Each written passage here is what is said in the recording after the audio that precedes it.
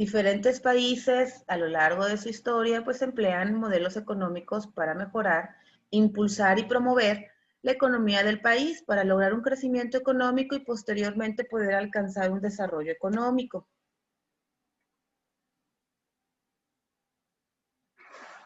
Nosotros estamos checando estos modelos económicos. Primeramente el Estado benefactor. El Estado benefactor es la base.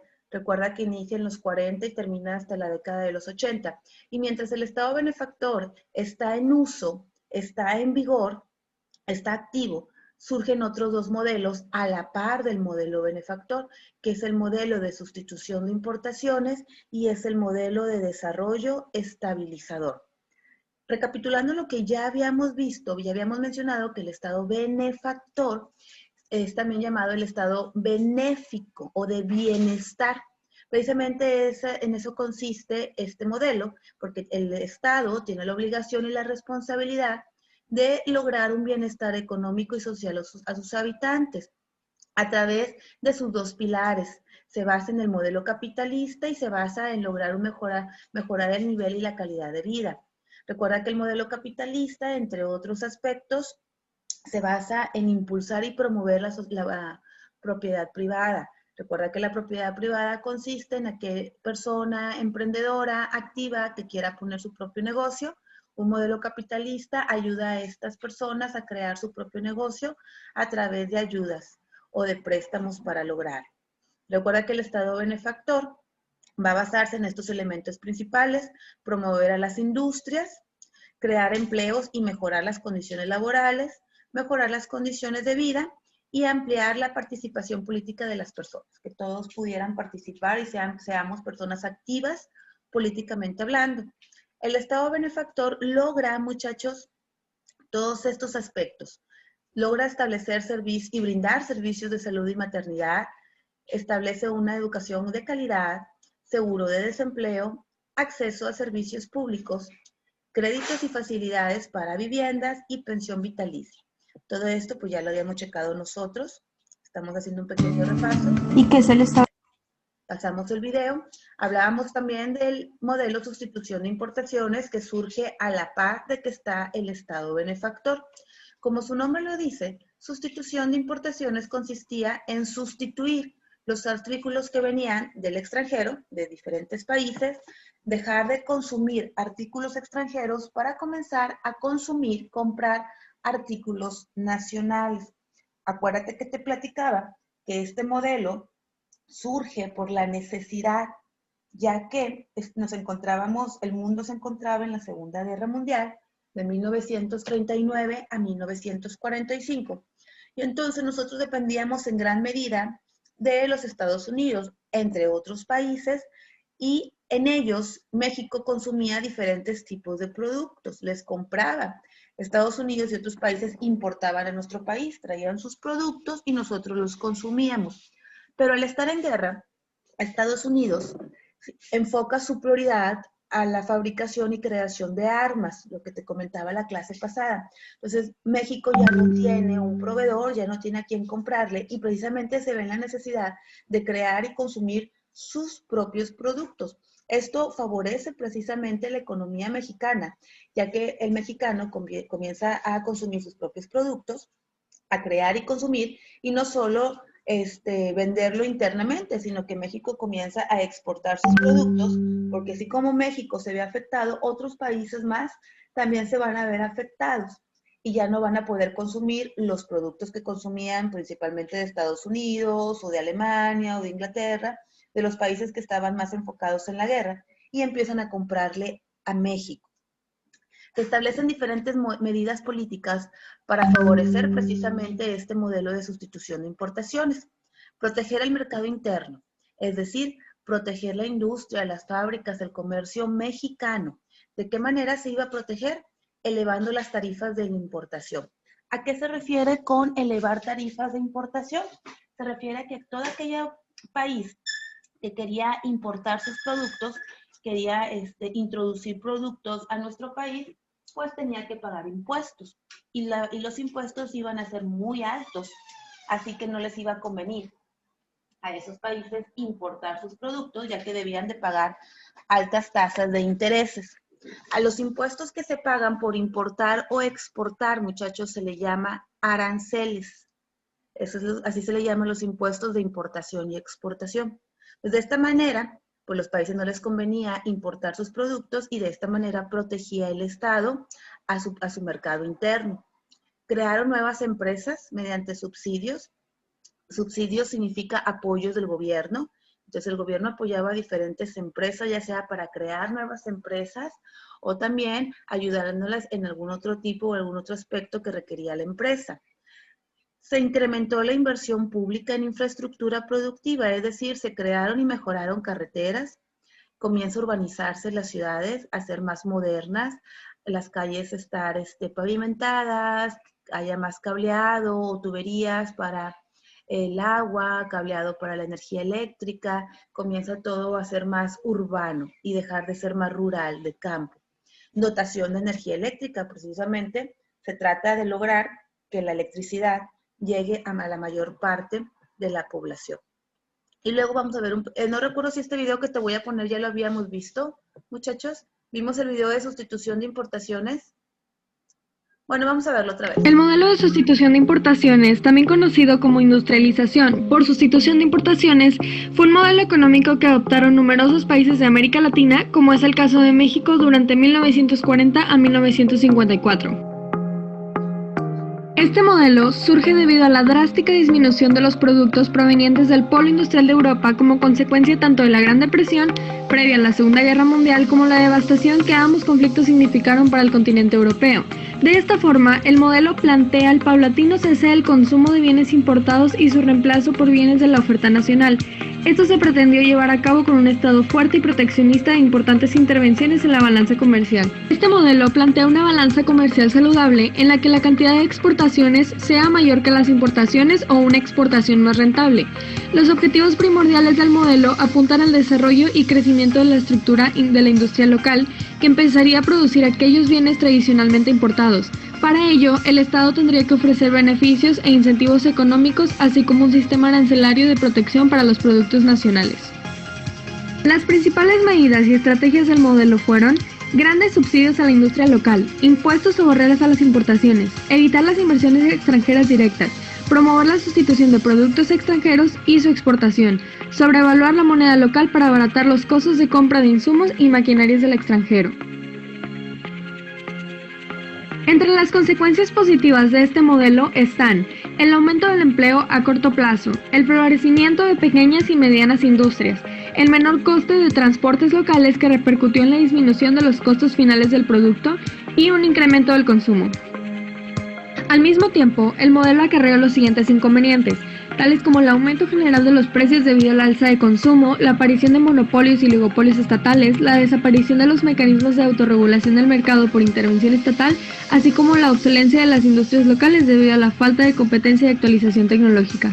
Los presidentes que siguieron este modelo fueron Manuel Ávila Camacho de 1940 al 46, Miguel Alemán Valdés del 46 al 52 y Adolfo Ruiz Cortines del 52 al 54. Durante el sexenio de Manuel Ávila Camacho se realizaron diversas acciones que tuvieron impacto en la economía de México, tales como la elevación del presupuesto para la creación de escuelas en 1943, la educación como fortalecimiento de la economía, el seguimiento de la reforma agraria y el reparto de tierra a campesinos y la devaluación de la moneda que provocó una crisis inflacionaria.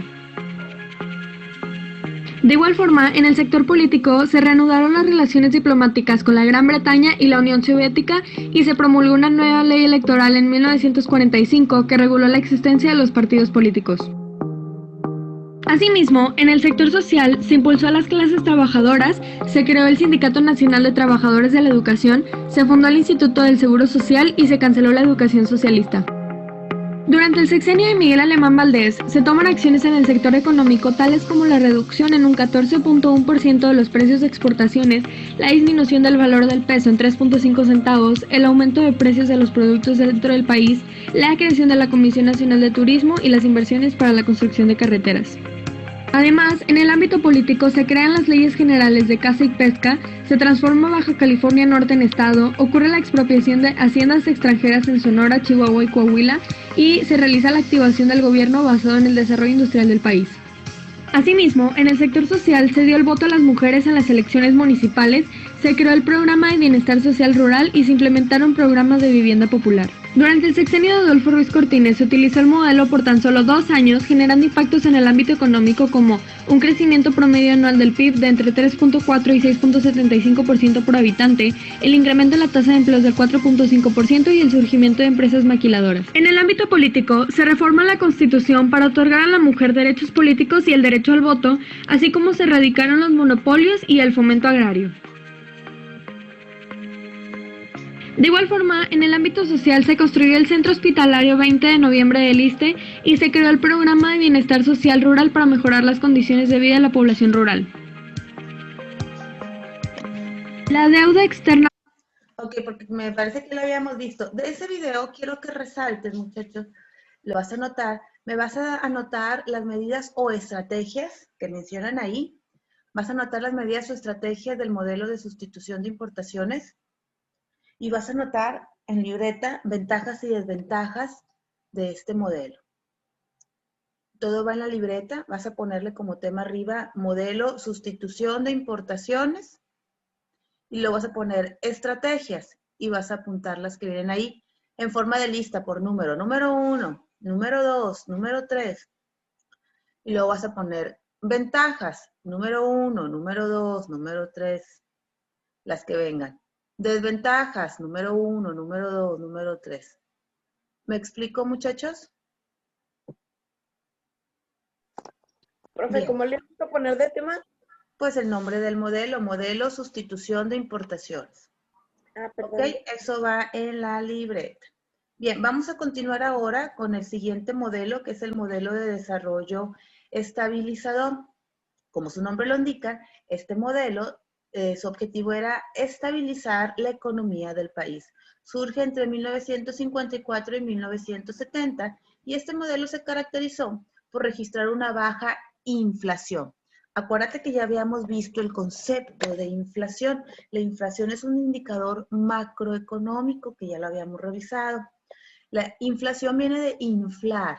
Cuando hablamos de inflar o de inflación nos referimos a que los precios se inflan, es decir, se eleva, sube el precio de los productos y de esta medida hace que sea cada vez más difícil para las personas adquirir esos productos, puesto que el precio es demasiado alto o demasiado elevado. Entonces, durante el desarrollo estabilizador no hubo inflación. La inflación fue muy baja y eso es un indicador entonces de que el país va bien económicamente hablando. Otro de los principales indicadores de crecimiento económico es el PIB.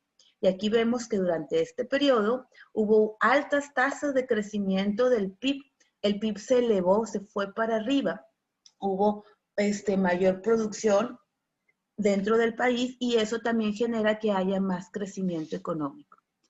Durante este periodo también el Estado, como ya lo habíamos visto también con el Estado benefactor, motiva, participa, estimula, promueve la inversión. Invertir. Principalmente el Estado quería invertir en el sector industrial, en las industrias de diferente tipo, en las fábricas de diferente tipo para poder producir más y más y que México tenga que productos para poder exportar, importar y exportar. Comenzó a incentivar la inversión, principalmente en el sector industrial, a través de otorgar subsidios. Acuérdate que subsidios son ayudas gubernamentales. Y a través de establecer una política de precios y tarifas bajas en bienes y servicios. Como los precios eran bajos, la mayor parte de la gente tenía las posibilidades de adquirir bienes de diferente tipo y también tenía las posibilidades de adquirir servicios y de buena calidad. Durante este periodo del desarrollo estabilizador, muchachos, hubo varios cambios a nivel estructural, es decir, que viene a cambiar toda la estructura del país, cambios que vienen a quedarse.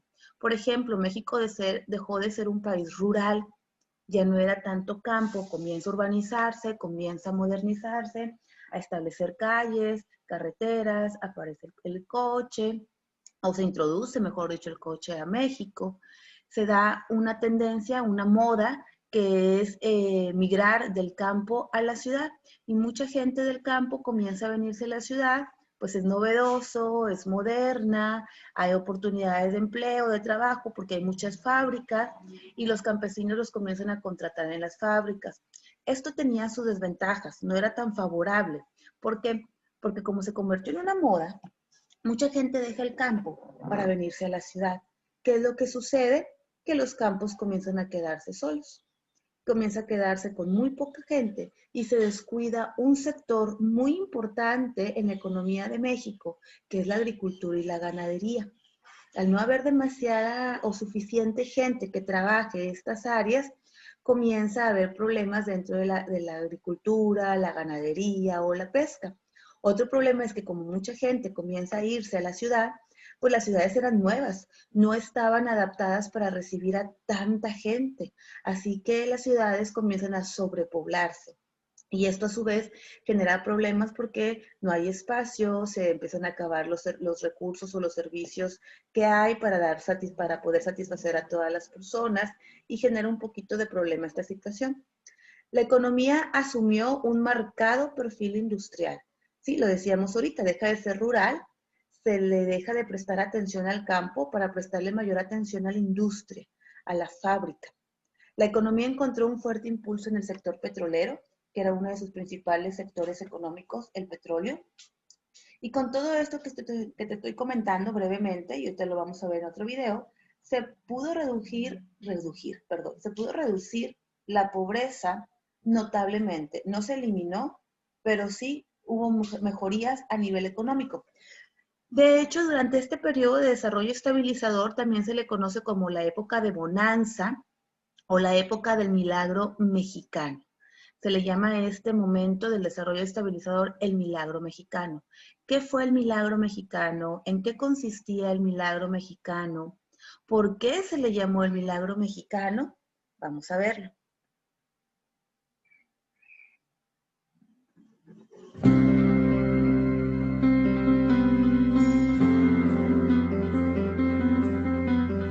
El milagro mexicano es también conocido como el desarrollo estabilizador. Este abarcó de 1946 a 1970. ¿Pero qué es el milagro mexicano? Este consiste en un modelo económico que buscaba la estabilidad macroeconómica, con una economía libre de inflación, déficits y devaluaciones, gracias al impacto de la Segunda Guerra Mundial. Hasta hoy en día, esa ha sido la época de mayor crecimiento económico del país. Para que se den una idea, el PIB creció un aproximado de 7.3% anualmente.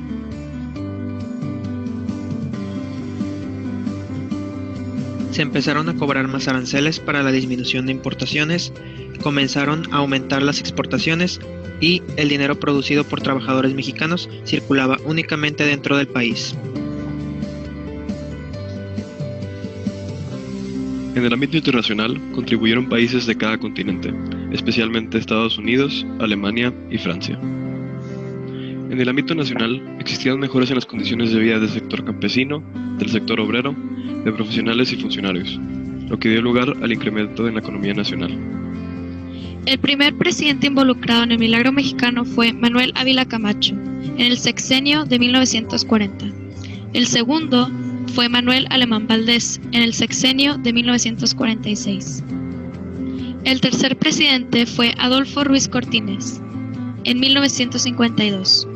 El cuarto fue Adolfo López Mateos, en 1958.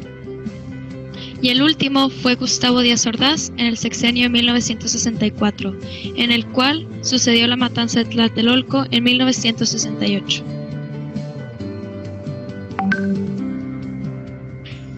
La finalidad fue hacer un modelo económico de puertas cerradas y proteccionista, y así ayudar a que las empresas crezcan en el país sin que compitan por fuera. México creció por su cuenta y así su economía mejoró y las clases sociales ya eran más grandes, con un crecimiento muy notable en la clase media.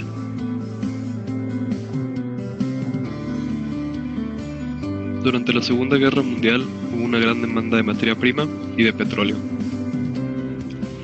No había mucha estabilidad en las economías de muchos países. México no estaba involucrado directamente. Esto causó que su potencial económico surgiera. Las exportaciones incrementaron y se crearon acuerdos con otros países. A A grandes rasgos, en esto consiste el milagro mexicano. Los invitamos a informarse acerca de los eventos significativos del país.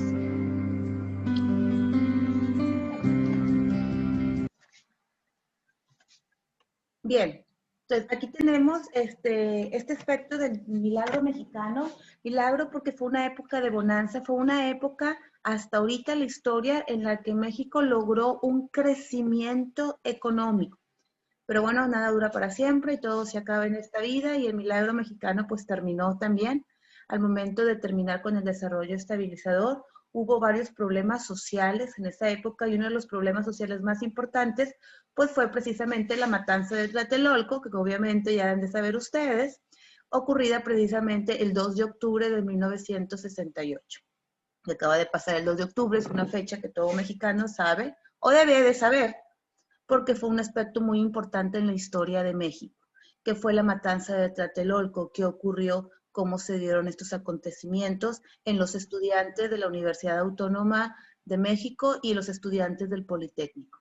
Pues si no sabes de la matanza de Tlatelolco, qué vergüenza, y te invito a que investigues, por favor, porque es algo que debes de saber. Muy importante porque es parte de nuestra historia. Este acontecimiento, junto con otros acontecimientos, pues empiezan a marcar ya la caída de este desarrollo. Y entonces viene el fin de este modelo en el año de 1970. Y con esto terminamos, muchachos, pues el aspecto o el tema de los modelos económicos. ¿Dudas hasta aquí?